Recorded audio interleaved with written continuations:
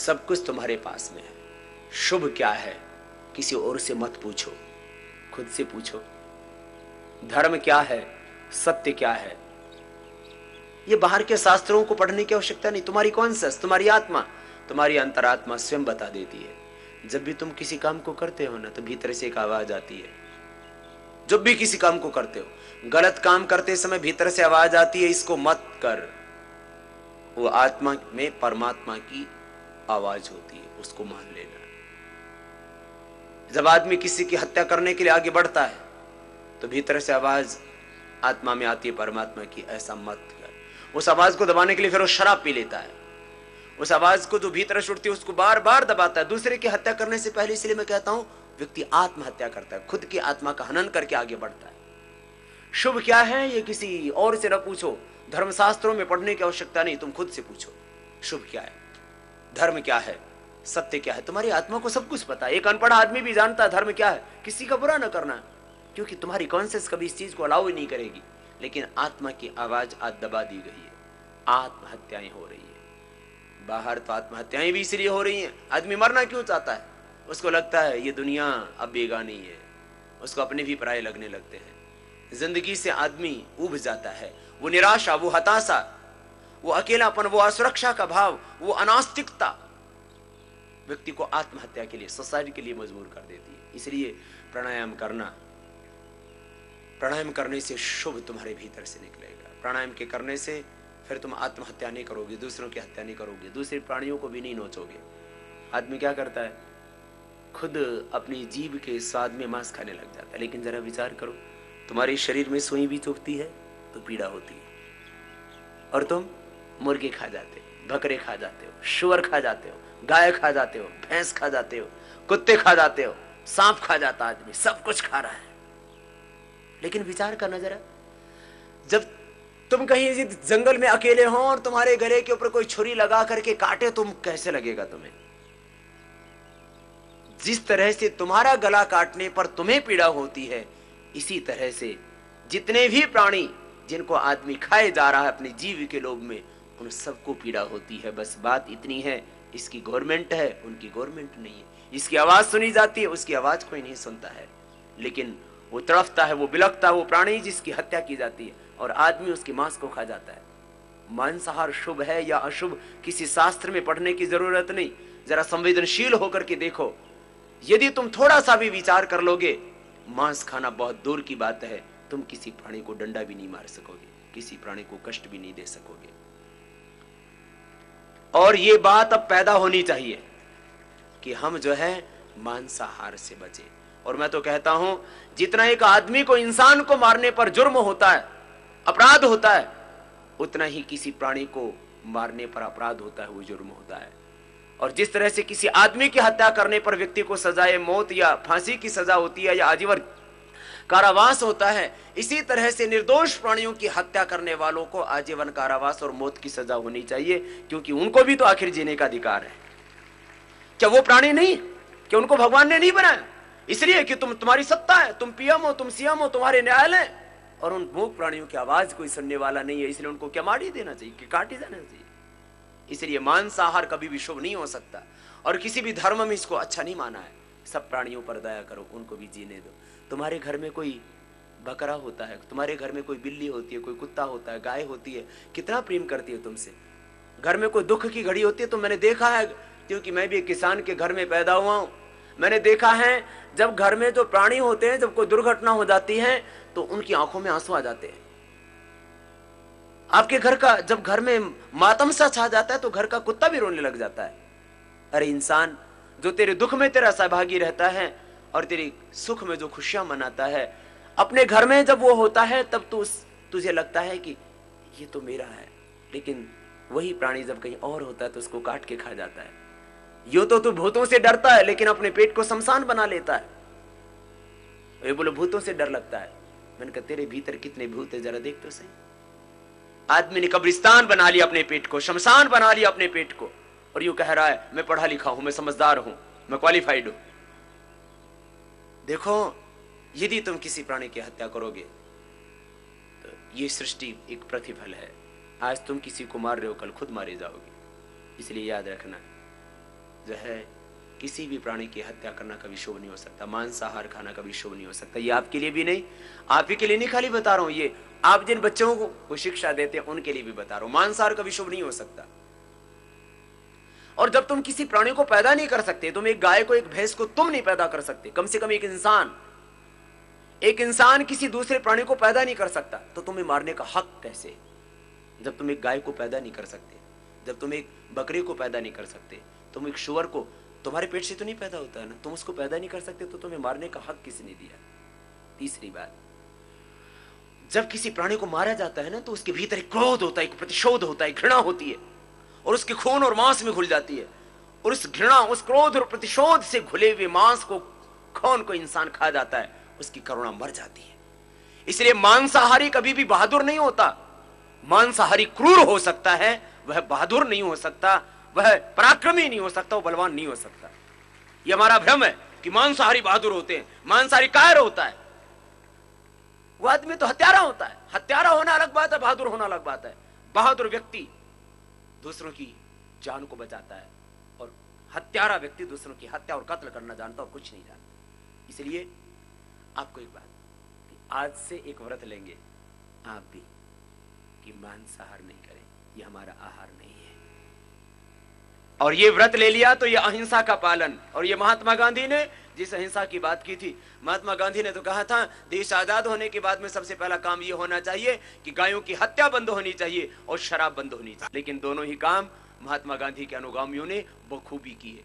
और आज जिस देश में वेद की मंत्रों का पाठ होता था ब्रह्म मुहूर्त में, आज उस देश के अंदर गाय, भैंस, बकरे, मुर्गे, सबसे ज्यादा तो गायें कटती हैं। प्रभात में वो गायें किल्लारियां मारती हैं, और फिर इस देश का कैसे भला हो सकता है? ये देखो, मांसाहार, ये शराब। महात्मा बुद्ध हो चाहे महावीर स्वामी हो, वो कहते हैं तुम अग्नि के सामने न घबराना, तुम जल धधकती ज्वालाओं में कूद जाना, तुम पर्वत शिखरों से ऊपर से तुम नीचे छलांग लगा देना, तुम गहरे समुद्र में कूदने से भयभीत न होना, क्योंकि वो तुम्हारे बल, पराक्रम और शौर्य की परीक्षा है। तुम शेर के सामने जाने से भी न घबराना, क्योंकि वो तुम्हारी बहादुरी की परीक्षा है। लेकिन तुम शराब से भयभीत रहना, क्योंकि पाप और अनाचार की जननी है। जब ये शराब भीतर जाती है ना, तब आदमी की अकल खराब हो जाती है, होश नहीं रहता। तो फिर इस शराब से भी बचना, औरों को भी बचाना।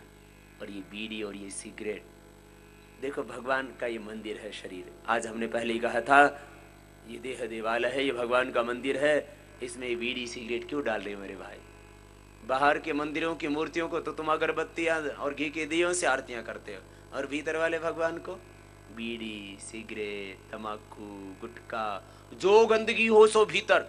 कुछ तो वो भांग भी खाते, सुल्फा भी पीते। भगवान बोले, ये जब भी देखो जहां भी जाओ, बोले मैं भगवान राम जी का उपासक हूं, जय श्री राम, राम राम करेंगे। ताऊ राम राम, और मुंह में हुक्का पी रहा है। भगवान राम जी हुक्का पिया करते थे क्या? ताऊ छोड़ दे इसको। फिर मुंह में पान पराग और पढ़ रहा है, बोले मैं हनुमान जी का भक्त हूं, जय हनुमान ज्ञान गुण सागर, जय कपीसति लोक उजागर, राम दूत अतुलित बन धामा, अंजनी पुत्र पवन सुत नामा। मैंने कहा पहले गुटखा तो बाहर फेंक दी, क्यों हनुमान जी का नाम बदनाम कर रहा है? हनुमान जी का भक्त है। बोले सोमवार मंगलवार को जो है मांस नहीं खाता, मंगलवार को गुटखा नहीं खाता, बाकी दिन शैतान के। एक बात याद रखो, बाहर के मंदिर की मूर्ति इंसान घड़ता है, लेकिन तेरी मूरत, तेरी सूरत, ये तेरी काया उस भगवान ने घड़ी है, उसका मंदिर है। उसके बनाए हुए हाथ, उसका बनाए हुआ दिल, उसका बनाया हुआ दिमाग, उसका बनाया हुआ शरीर। जो इस भगवान के बनाए हुए इस मंदिर में गुटखा, पान पराग, मसाला, बीड़ी, सिगरेट डालता, वो भगवान का कभी प्रिय हो ही नहीं सकता।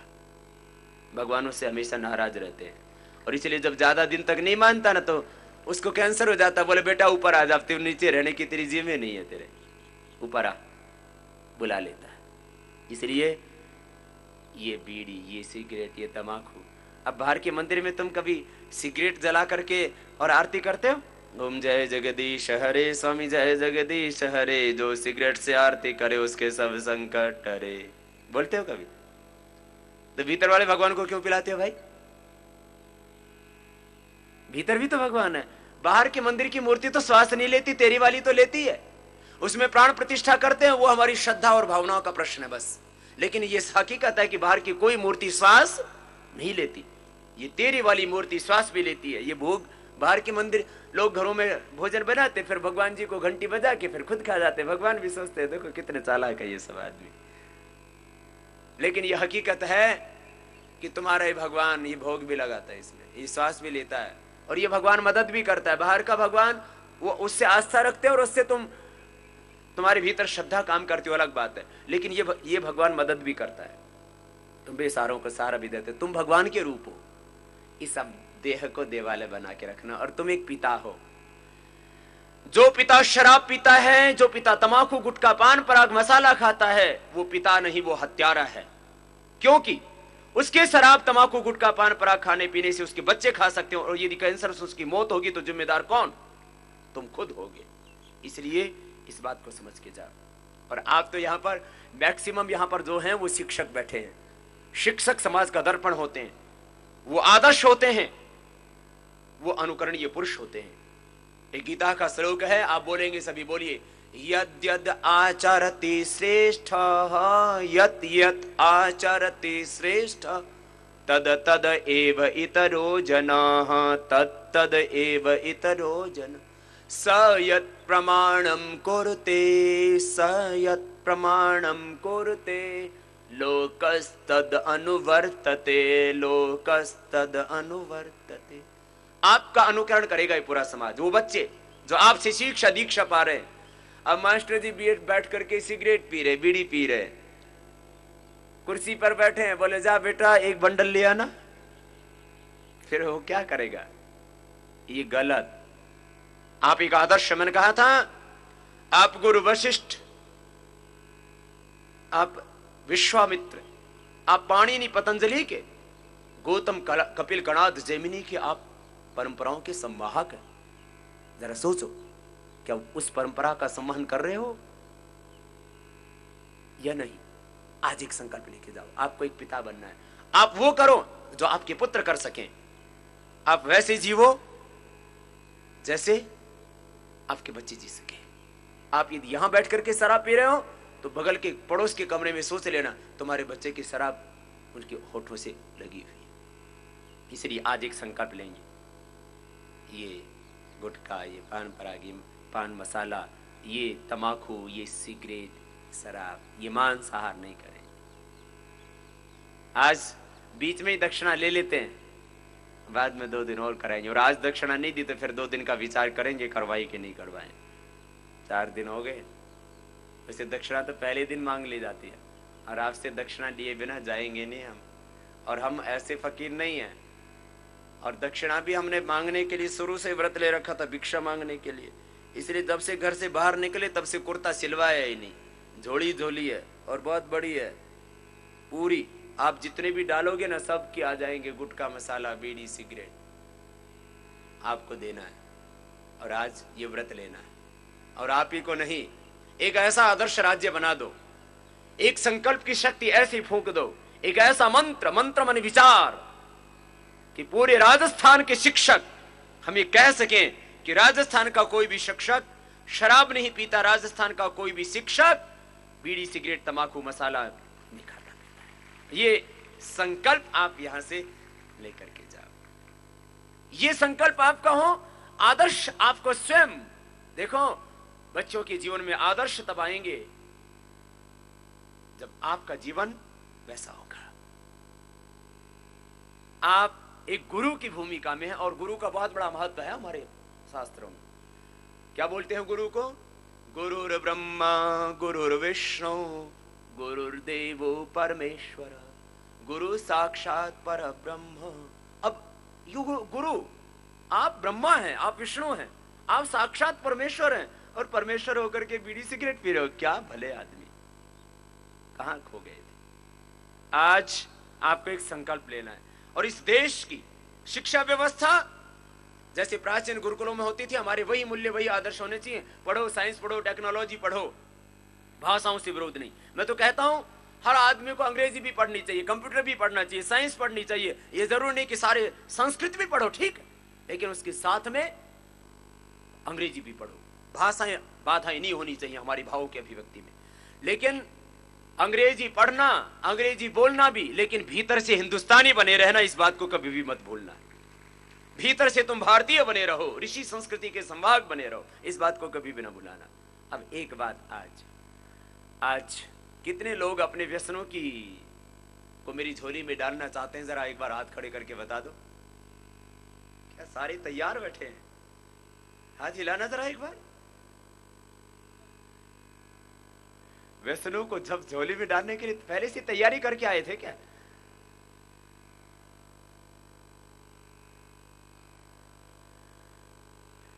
तिवारी जी देख रहे हैं कि हमारे क्या बात है, शिक्षक आज एकदम से बहुत कुछ देने के ऊपर।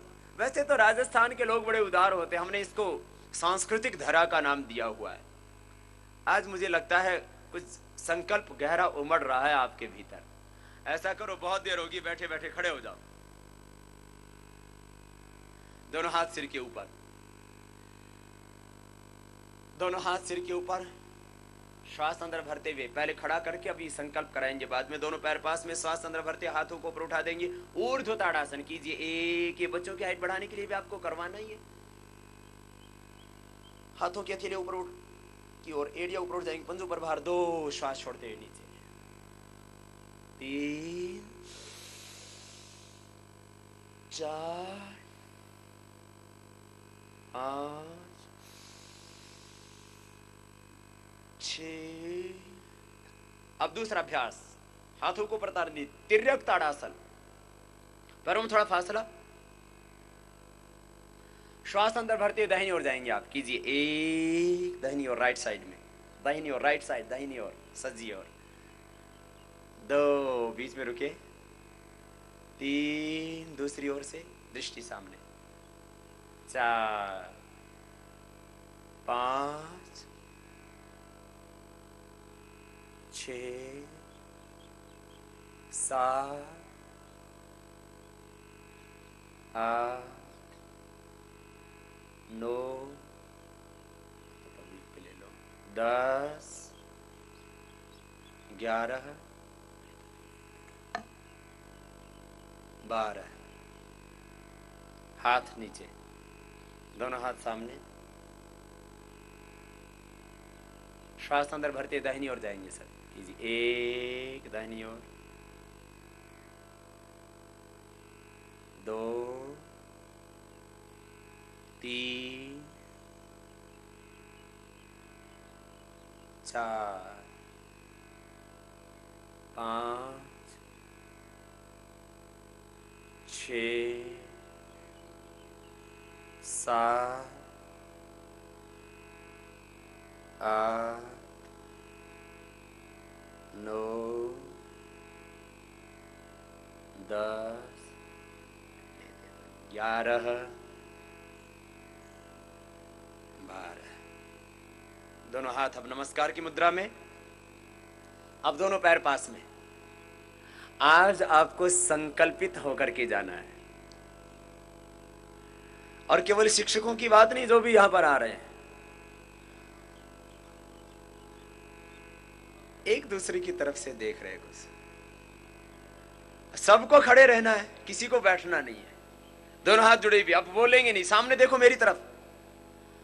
जो नहीं बोलेगा आज उसको पाप लगेगा, पहली बात। जो नहीं बोलेगा उसको पाप लगेगा, एक बात। दूसरी बात, जो नहीं बोलेगा वो इस जन्म में तो नहीं, अगले जन्म में गूंगा हो जाएगा। और तीसरी बात, जो नहीं बोलेगा उसको अभिशाप लगेगा। अब आपको बोलना पड़ेगा, लेकिन जो बोलता हूं वही बोलना, कभी उल्टा बोलो। दोनों हाथ जुड़े हुए, आज एक संकल्प से संकल्पित होकर के जाना है आपको। भगवान राजी हो जाएंगे, भगवान प्रसन्न हो जाएंगे, और आपके बच्चे खुश हो जाएंगे, प्रसन्न हो जाएंगे, क्योंकि आपके इस निर्व्यसनी जीवन से और आज का ये दिन आपकी जिंदगी का एक इतिहास बन जाएगा कि जो है भाई घनश्याम तिवारी जी ने और राजस्थान की गवर्नमेंट ने जो शिविर रखा था, उससे शिक्षा में योग लागू करने का एक ना इतिहास बनाए तो अलग बात है। एक निर्व्यसनी जीवन जीने की एक नई प्रेरणा और एक नया साहस आपके भीतर आज पैदा हो गया। अब ये चीज करनी है, दोनों हाथ जुड़े हुए और आप सब बोलेंगे। एक तो ये कि आपको व्रत लेना है निर्व्यसनी जीवन जीने का, और जो नहीं व्यसनों का प्रयोग करते हैं वो आगे कभी नहीं करेंगे, एक बात। दूसरा, वो गुस्सा छोड़ देंगे, वो क्रोध छोड़ देंगे। कुछ तो गुस्से और क्रोध के नशे में ऐसा रहते हैं वो उतरता ही नहीं सुबह से शाम तक। अब ये आपको छोड़ देना है।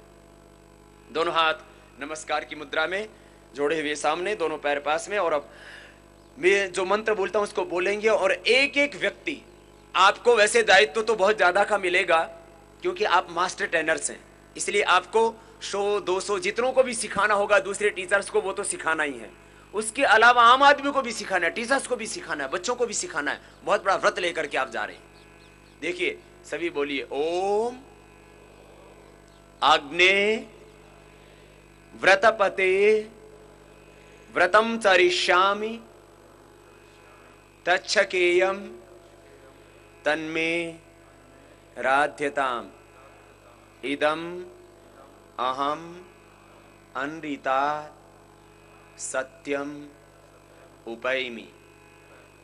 अब आप बोलेंगे मेरे साथ, भगवान सूर्य देव विदय हो रहे हैं। सूर्य को, अग्नि को, चंद्रमा को, इस धरती को, गगन को, सब देवताओं को, भगवान को साक्ष्य करके आप प्रार्थना कर रहे हैं। बोलिए, हे प्रभु, मैं संकल्प लेता हूं जीवन में कभी भी मांसाहार, मद्यपान, तमाकू, गुटखा, मसाला, बीड़ी, सिगरेट आदि दुर्व्यसनों का सेवन नहीं करूंगा, नहीं करूंगा, नहीं करूंगा। योग के अभ्यास से स्वयं स्वस्थ रहूंगा और अपने जीवन में दूसरे व्यक्तियों को स्वस्थ बनाकर, योग सिखाकर स्वस्थ भारत का निर्माण करूंगा। जहां तक संभव होगा शून्य तकनीकी से बनी विदेशी वस्तुओं का प्रयोग नहीं करूंगा। ओम शांति शांति शांति। बोले वंदे मातरम, भारत माता की। बैठ जाओ, बहुत बढ़िया काम हो गया आज।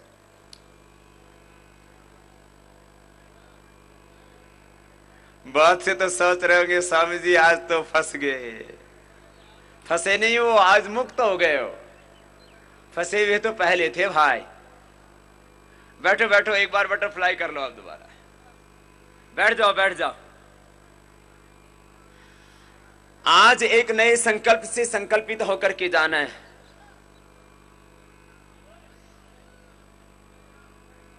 बैठो बैठो, बोलो नहीं भाई, बोलो नहीं।